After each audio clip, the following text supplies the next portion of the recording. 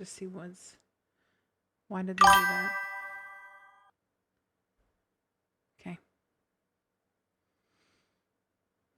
I really need to put in chat filters. Anyway. Here we go. Her pupils are really constricted and she's cold. The inside of that van is 1,000 degrees. They're both sweaty, and you guys are passed out. You're both getting charged with endangering children. Monday, June 6, 2022, Monroe, Ohio. What began as a simple welfare check on a parked vehicle quickly revealed a situation far more serious than any officer would expect on a quiet summer afternoon. Behind what appeared to be just two unconscious adults was a chain of decisions tied to a crisis that has been eroding the stability of communities like this one for years. What officers were about to discover would expose not only the collapse of two caregivers under the weight of addiction, but the extreme danger faced by the children who depended on them. And although the scene drew immediate concern, the conditions that led to that moment had been set long before that day in June. I'm Tyler, and this is your Daily Dose of Crime. Get your Daily Dose of Crime every single day at 3 p.m. Eastern, and we're turning it up. 2 videos per day. Don't miss a single moment and tune in. Lynn Steven Sandlin, out of Middletown, East Valley, vehicles moving. There's 2 occupants in here, both slumped over.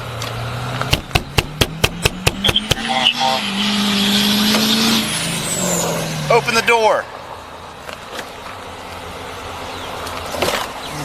What's going on? All right, what's in your lap right there? Here, put that on the dashboard.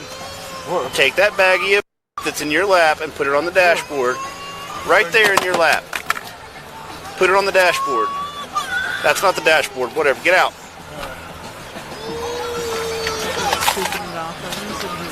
All right, what else do you have on you? Hey, baby. 5-5, yeah, go ahead and start a squad. They're both alert and speaking now.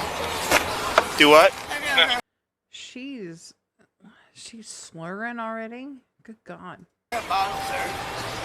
Yeah, I would recommend doing that. I'm just asking. I just want to sir. Here, put your hands up here. Do you have any needles on you that's going to poke me, stick me? Hey! She's getting a bottle for the...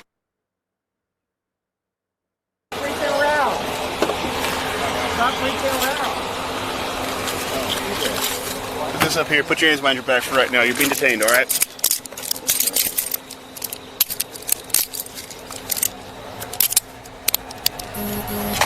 The intervention didn't begin when officers arrived. It started when a passing driver noticed the vehicle sitting in the sun and 2 adults who were not responding. That welfare check was enough to trigger an urgent response on a day when the heat could turn any delay into an emergency.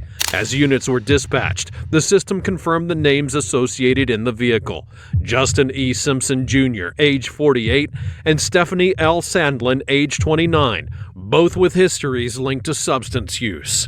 What the officers still didn't know was that the scene they were heading toward was the result of a recent and severe relapse.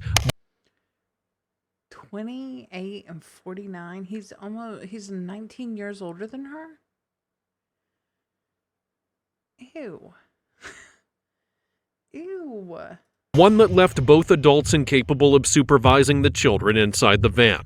The period of incapacity before police arrival is what begins to raise critical questions. How long the vehicle had been stopped, the condition of the children, and how much risk had accumulated before anyone intervened. For the responding officers, the initial question was not why the adults were unconscious, but what had taken place outside of the caller's view.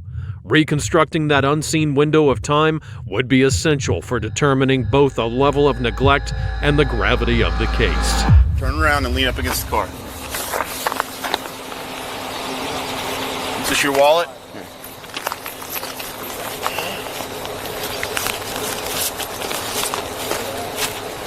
Going back here by the cruiser. I want to get her a bottle. He won't let me get her a bottle. You can wait a minute.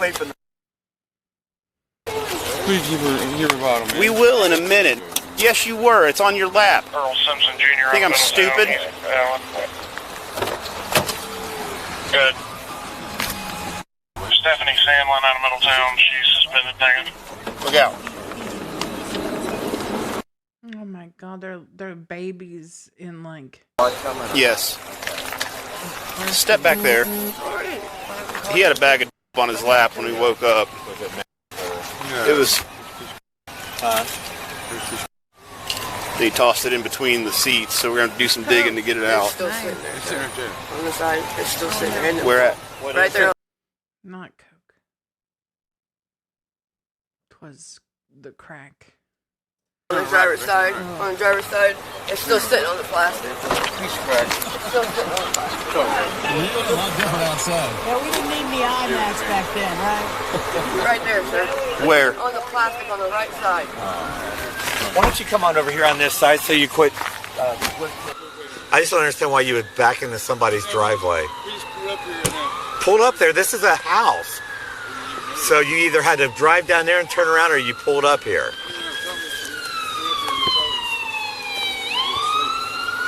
How old are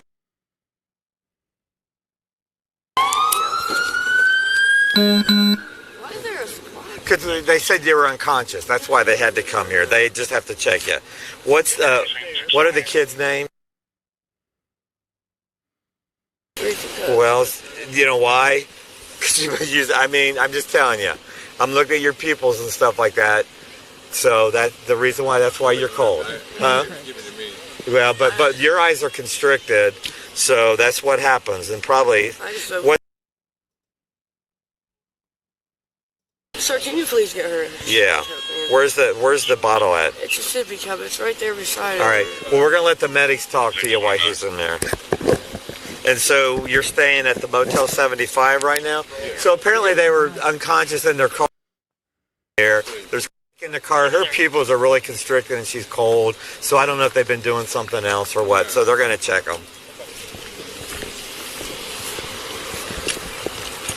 And she's extremely cold and her pupils are pretty constricted. But they, All I take. huh? I take. That's all I take. Okay. You didn't smoke any? Oh, I'm sorry. I got her information right here if you need that. What's your name? We're going to do some vitals, okay? Yeah, you would never find anything in here. I've got their information already. I guess we can do a whatever and refer it to Children's Services. Yeah, I know. I say it right here. Okay, thank you. And just give it to him. Yeah, it's. Yeah. He's asleep. I'm not gonna bother him. I'm sorry. It's good. Is it just water? It's a Sprite and a Fruit Punch together. How old are these kids? It's 18 months old. Okay, are they It's no not? caffeine. Huh? It's no caffeine. Okay, I was just making sure. Yeah, it's Sprite and it's no caffeine. So you both have a medical card? Okay. Just step back there. I don't like you being this close to me while I'm watching him. Go on back there by your husband or boyfriend. I can see the kids. They're fine. You're just making me nervous. Step back there. Well, I don't like people like right up on my space.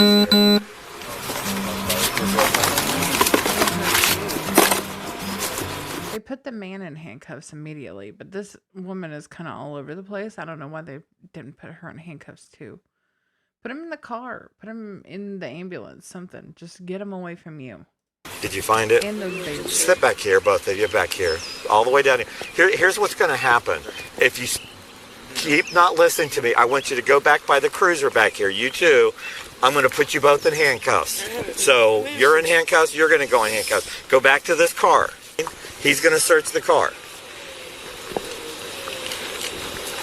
So you have one too then.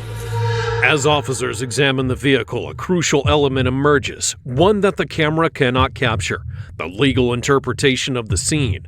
The discovery of and the physical condition of Simpson and Sandlin place the case within a framework in which use is no longer a private issue, but an aggravating factor. When it compromises the safety of the children, from that moment on, the focus will shift to establishing the level of incapacity and its direct impact on the minors. The key question becomes how long both adults were unable to respond and how many minutes the children remained exposed to extreme heat inside of the vehicle. This unrecorded but essential timeline will determine whether the conduct rises to the level of felony child endangering. The arrival of paramedics confirms that the adults were not merely asleep, but incapacitated by use to a degree incompatible with any form of caregiving.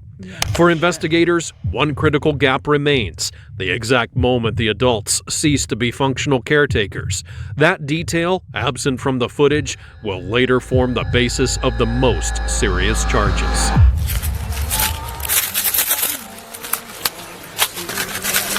Is that your thing that you dropped down there?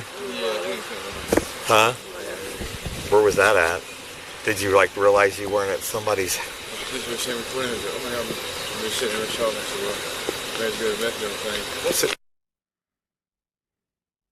You normally do the medical marijuana. Do you smoke it? You can't smoke it. No, you're not allowed to smoke it. On medical, you have to do a vaporizer. Yeah, you're not allowed to smoke it. Did you not know that? They should have told you that. Yeah, you have to do like a vaporizer and like the oils and the tinctures. She said she has a prescription for down. Yeah, I have a card for it too also. A what? A card, plastic card for it also. For the. Oh, okay. And where do you get that at? Medmark Okay. in Lebanon. And how long you been using it? I've been on it for 18 months. So other than a little bit of in a pipe, there's nothing else in there? How long you been smoking for? I didn't even know people still did it. It was given to me. Yeah. Who do you have that can come get? My friend. Do you have her number? Yeah. Where's your phone? In the car. Go get it. I'll grab it. You're both getting charged with children, first of all. I'm going to send off your rocket. When it comes back, I'm going to hit you with possession of that. You're getting charged with possession of the pipe because it was right next to you. Do you understand? Kids are bawling in the back seat. The inside of that van is 1,000 degrees. They're both sweaty, and you guys are passed out. Understand that? So yeah, you're getting charged. No, I don't think he needs a blanket. It's like very hot in here. Here you go. All right. Going back there. No. How many phones do you guys have? I'm sorry. I'm not trying to be difficult with you. I'm not. I mean, was it on the seat or somewhere else? Okay, I just handed you 2 phones. All right, well, walk back there. I'll find it. I don't like you up here again, so just go back there. Go on back there again to the officer, and I'll find it. Where's your cell phone? Oh, over here? All right.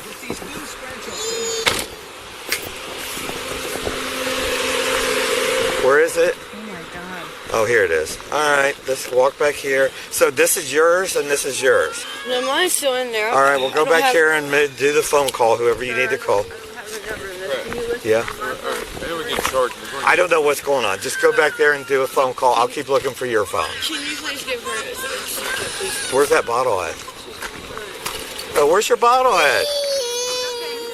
What'd you do with your bottle? Between the seats there. I think it fell when you got out. Let me look for it. I'm trying to find it. Can you hear Yep. This is my last time of telling you to stand back by the car. Why didn't you tell me you came in here? You scared me. I'm tired of doing that. The kids are all right. All right? I'll find your phone. That's what I'm looking for. You guys, hi, baby. Hi. Hi. Hi. Somebody's tired. Somebody's tired. Here it is. There you go. There you go. Don't throw it this time. Don't throw it.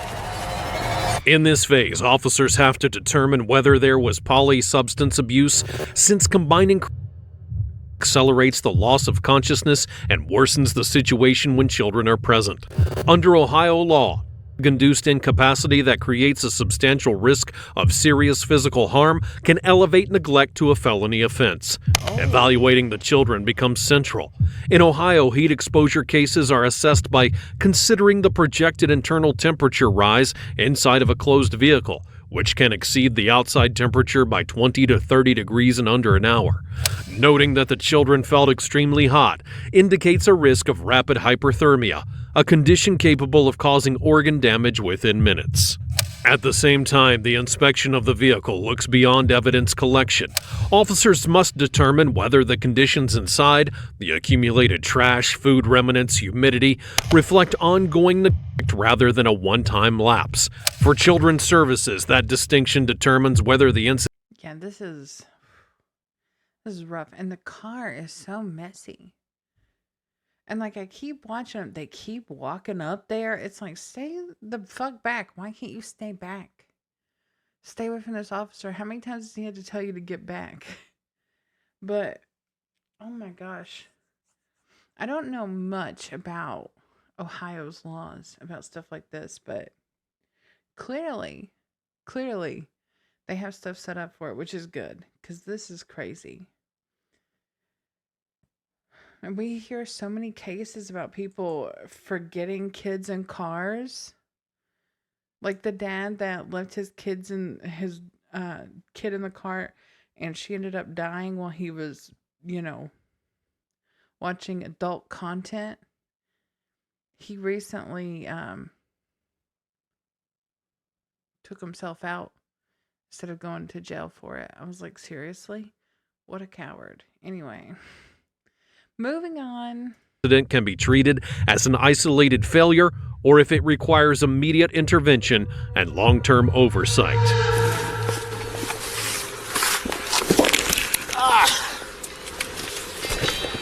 Charger. Is that it? We found it.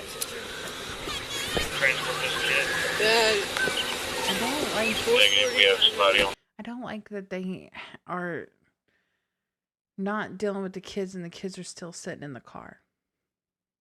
I feel like the kids should have been gotten out first and gone with like medical professionals. Why are they still sitting in the car? Why are they not at the hospital? Because the children were overheated and then one of them had a blanket on. Like, please get them to a hospital. They need to be assessed. I don't care what happens to these people. Who are you talking to? My dad. Okay. Keep bringing mail in. Are we both going to jail? It's looking that way.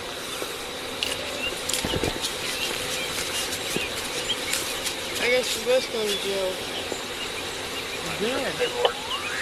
Yeah, we're both. I mean, when's the last time the diaper's been changed on them? I mean, When I left, they need I mean, changed. the one was, it's awful. Yeah, The one, I mean, I can change them. no, I mean, I know how to change diapers. Is that your wallet? And whose is that on That's top? his wallet. Okay.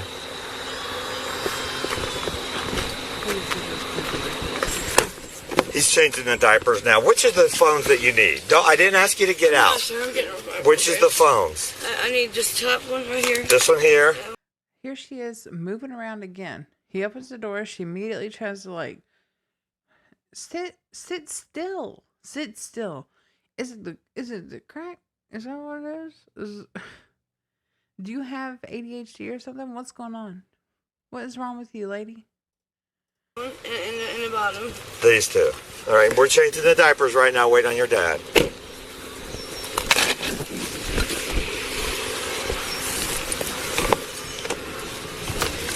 Hold on.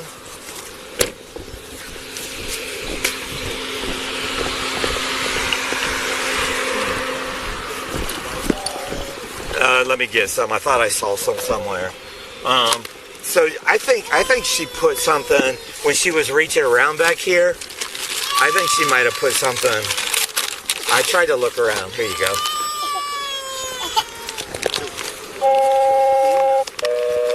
But I mean, we would never find it in here. County broadcast from the Monroe Communications Center. This is only a test relayed by the Monroe Communications Center at 6:15. Do they both need to be? If they wanted to find something, they would probably have to pull everything out and catalog all of it, and that would just take too much time for a little bit of something. It just wouldn't be worth it. Changed. Yeah, that one was over here. That one was the really bad one.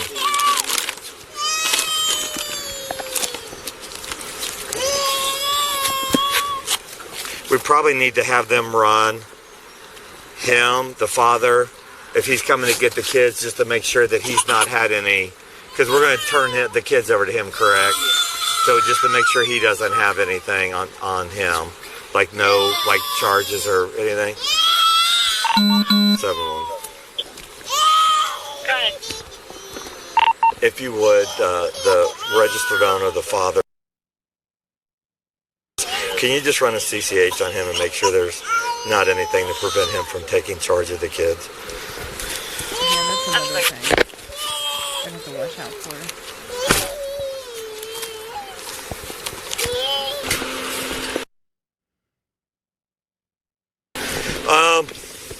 So we got a call that they were, well, that's good. If there's two of you, you both have driver's license? I have, but she ain't. That's my van. That's my name.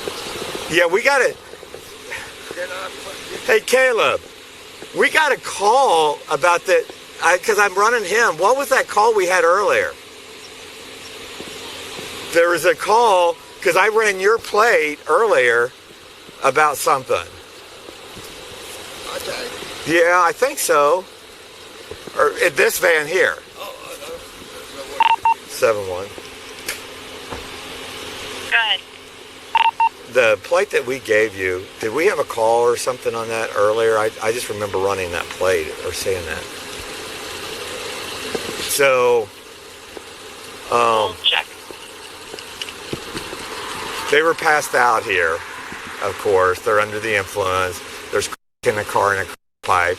The car was freaking hot as can be, and those little babies that are in there. It hasn't been changed in a while, the diapers. So he's changing the diapers right now. They're probably going to be going to jail. That's why we wanted you to take charge of the kids. Yeah. So. Can we hold the van somewhere? You just won't tow it where I can get it. Oh yeah. Yeah. Well, you don't have a driver's license? Okay. Yeah, we can't.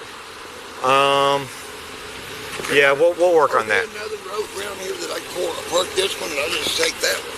Yeah, we can do that. Let me think here. I'll come back and get this one. Yeah, because this has already got the child seats and everything in there. 871. It does show that you ran that plate on 5-5, but no history of a ticket or anything. Okay. I ran this plate for something, and it came back to you, and I don't remember why now. They probably were out somewhere doing something. They might have been were they staying at the Motel 75? Yeah. Okay, maybe that's the reason why. Yeah, they've been staying there for, At this stage, the focus shifts from Simpson and Sandlin to another critical step, determining whether the family member who will take custody of the children meets the state's criteria for suitability. For Children's Services, placement decisions hinge not on blood relation alone, but on history, emotional stability, and the absence of substance use. Evaluating the grandfather is not a formality. It's essential to prevent the children from being moved from one unsafe environment to another. Yep. While waiting for him to arrive, officers work to reconstruct the care network surrounding the children, who supervises them regularly, whether there's consistent family support, and whether the neglect seen that day may be part of a wider pattern. That information is crucial for deciding whether this was a single relapse or a structural issue requiring sustained intervention. It seems like, I mean, he's 48 and he's using to this level, and she's 29. You have 2 children in the car. If you can't straighten out for them, you can't straighten out for anyone. You will never be productive or healthy for someone to be around, especially a child. When the grandfather arrives, officers analyze not only what he says, but how he reacts under pressure, his grasp of the situation's seriousness, and his willingness to undergo screening if needed. These signals determine whether the transfer can be made safely or whether Children's Services must impose immediate oversight. Okay. I was trying to think, if you want to like try to go, I don't think there's no businesses down here. Walk back.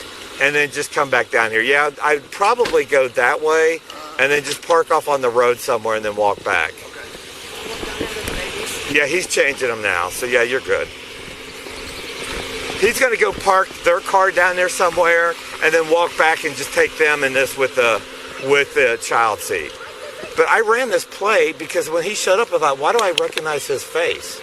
So It looks familiar. but I don't remember why I ran the plate earlier tonight, and I don't know the reason why. So he's going to go park that, and then, I just saw that there. He's going to go park and then walk up, and then they'll just take the whole vehicle. So I guess that's their tracks where they turned around. See the tracks? One set of tracks over here is going to be mine, but I didn't go in and do that. They might have, I mean, but there's only one set, so they must have backed down in there. I don't know. I was trying to see where they circled around because I don't see it. You see what I'm talking about? Get him going. Okay, I'll wait for him to come back. As soon as he gets back, they can go ahead and take the kids. It's been forever since I've charged endangering children. Does that go through juvenile? Yes. That's what I thought. Yeah. So we should have there. Okay, we should have. His charge will just be for right now. Children, and she's going to get hit with pipe and. Yeah, possession of paraphernalia, which I can just do that on Area 2 summons for that. But then, yeah, we'll do the. There should be complaint forms for that. Can you select on the booking software juvenile court? You should be able to. I assume you can. I've never done one here with this police department, but we had complaint forms through juvenile court of each of those charges. So I don't know if they have it. 7-1, go ahead. So you apparently have a child informer charge. How long ago was that? Years ago? How long? Do you know how long ago? Were you like drunk and had a kid in the car or something? Seizure and hit a pole. Oh, okay. There was a kid in the car? Yeah. Okay. That's what it was. All right. I got out that first. Do you have any like prior child convictions or anything? No warrants or anything? No. All right. So, because we just have to make sure that just because of what's your social security number, hon? So was that back there? No, they were actually right here. I don't know what was going on back there because it looks like they backed up and then maybe pulled back out. Because there's some tracks here, and then they backed here. But then, like I said, they were just passed out. It took them a while to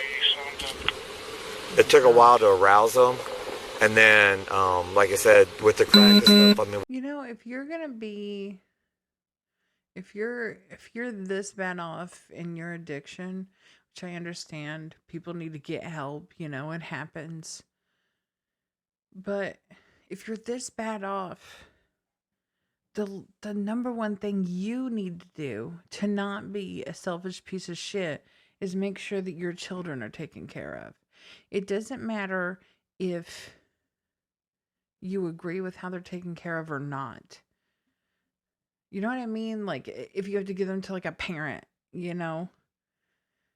But just make the choice to make sure that your child gets the most care in the world that they can have, okay?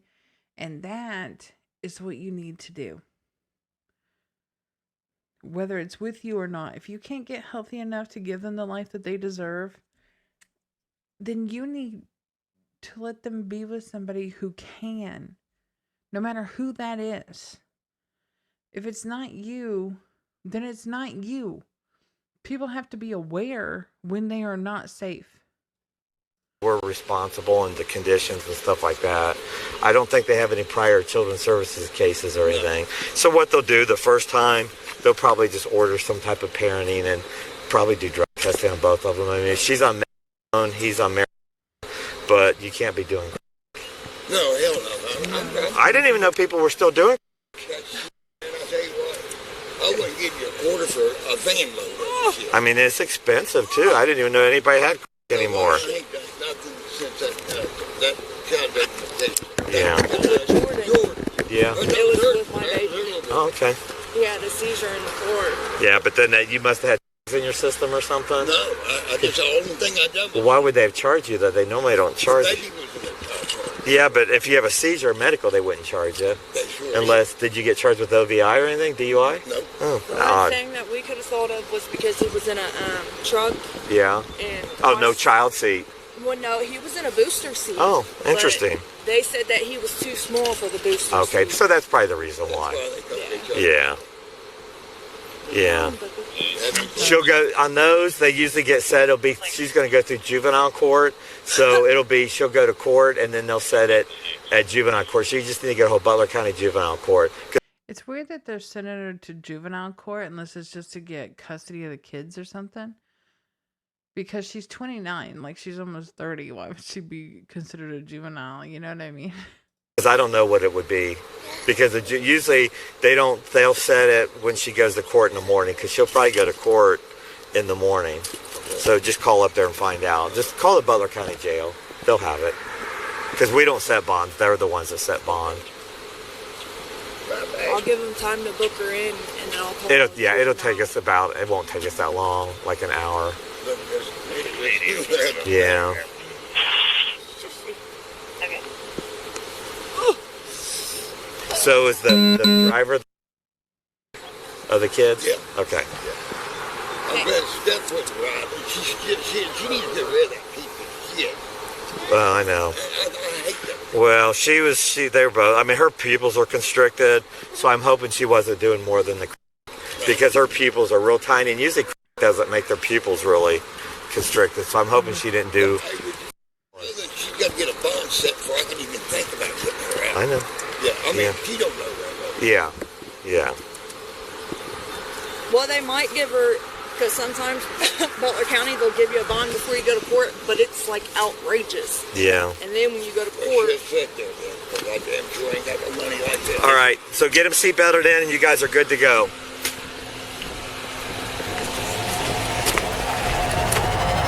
With the on-scene intervention complete, the case moves into its most decisive phase, the judicial process. For Simpson, the path becomes more severe from the outset. The possession of cocaine, his role as the driver, and the extreme risk posed to the children lead the prosecutor to send his case to the grand jury, a step reserved for situations with evidence of potential felony conduct. From there, his case enters a common plea system, where charges of felony child possession carry potential sentences ranging from several months to multiple years in prison. Sandlin's trajectory is markedly different.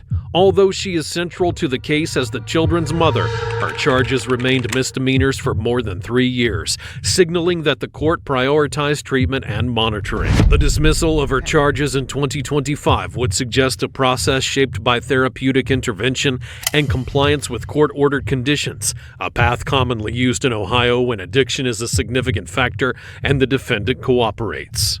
What remains most notable is what does not appear in the public record, the outcome of any possible felony charges tied to the extreme risk to the children. Between sealed proceedings and the protections typical in cases involving minors, the final resolution is unknown.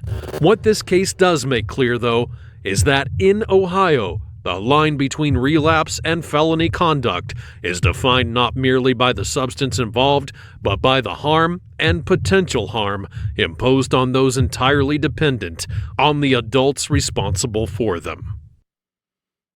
Damn, that was crazy.